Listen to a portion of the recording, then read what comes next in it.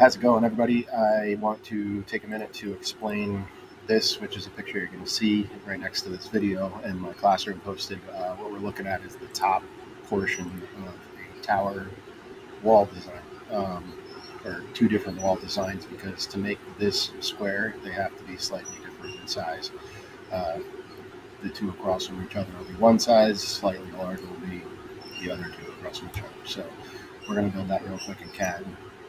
And it's not that complicated here. You just have to learn a little bit more about using tools that have two dimensions. Draw this right alongside of here so you can see me doing this and how relatively simple this whole process is.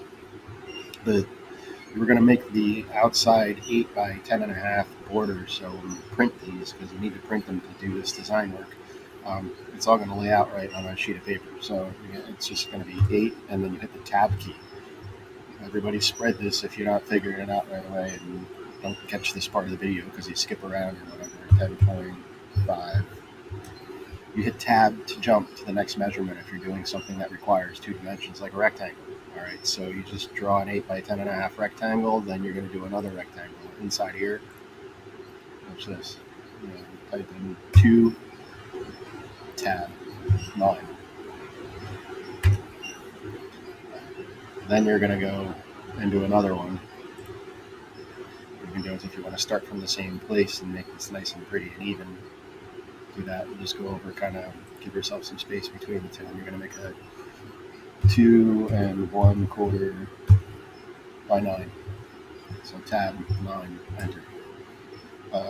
Hit escape, and you can reposition these things just by clicking on them. Don't click on the anchors, click on a line, and you can slide these around a little bit.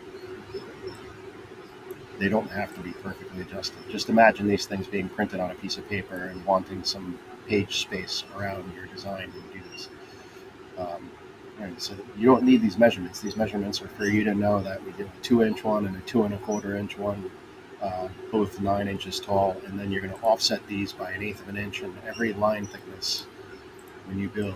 Right, you go outward.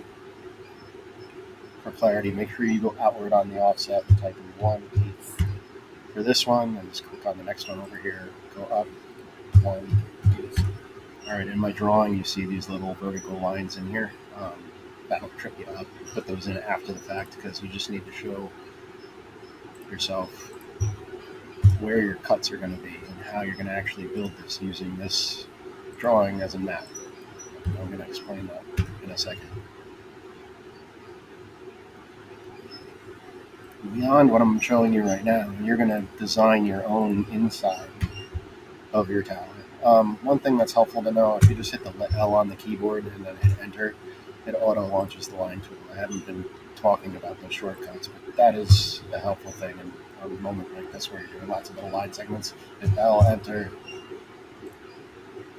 pop the line in, hit enter, L, enter, enter, click. Okay, just as I'm going through this, hop back over to my image here. When you're doing a tower design, all of your vertical posts are never going to get cut. You want them all exactly the same length, and you want them to run the whole length of the entire project.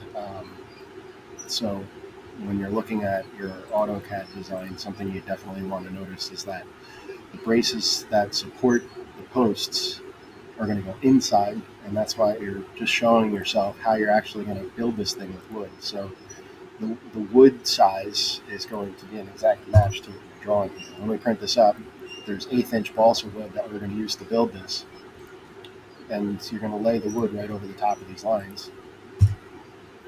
But there's a lot of different. The reason that I posted this other stuff here in the classroom, close this out. This goes into all of the basics of tower construction and how it works. Ultimately, we're going to take and crush these things with a chain and a platform. And this goes on a specific kind of platform. And this guy's video series is where you're going to take your time, hopefully, and not just go with your first idea.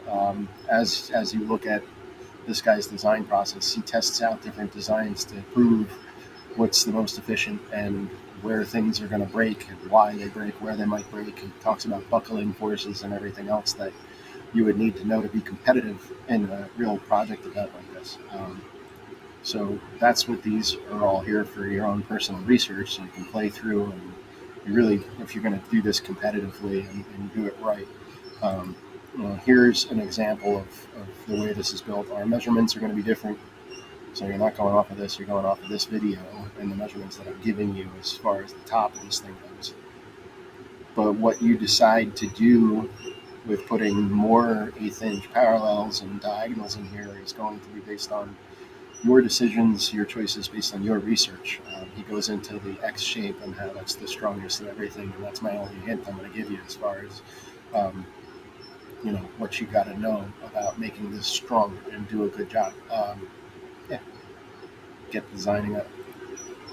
Make sure that you don't forget to save this in the right location too. I called it tower top because it's the top segment of the tower. Again, you're building two of one and two of the other, so you've got to decide upon what you're going to do there on the inside. So save this, and I'll see you soon.